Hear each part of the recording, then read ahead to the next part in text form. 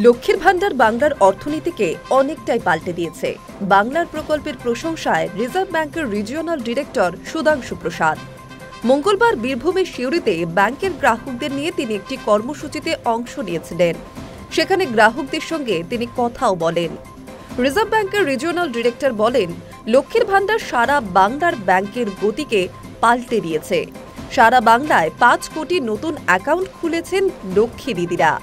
সারা বছরে ব্যাংকে ২৫,০০০ কোটি টাকা জমা পড়ছে। তাদের জন্য সব ব্যাংক ৩০,০০০ কোটি টাকা ঋণ দিতেও প্রস্তুত, কারণ মেয়েরা কখনো ঋণ খেলাপি হয় না। এদিন মূলত অনুষ্ঠানটি ছিল ১০ বছরের পুরনো ব্যাংক গ্রাহকদের অ্যাকাউন্টের জন্য রি-কেওয়াইসি করার আবেদন নিয়ে।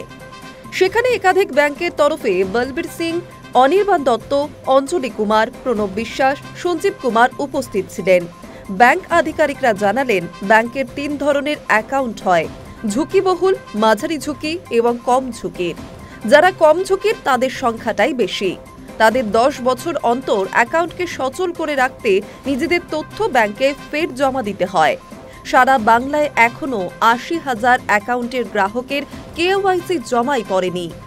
রিজার্ভ ব্যাংকের রিজিওনাল ডিরেক্টর জানান, এখন টাকা ছাড়া গ্রাহক অ্যাকাউন্ট খুলতে পারেন।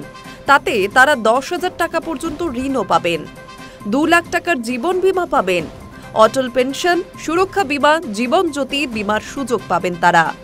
ব্যাংক কর্তা আরও বলেন, ব্যক্তিগত কোনো তথ্য ব্যাংক ছাড়া কোনো অ্যাকাউন্টের জন্য দেবেন না, কোনো ওটিপি কাউকে শেয়ারও করবেন না।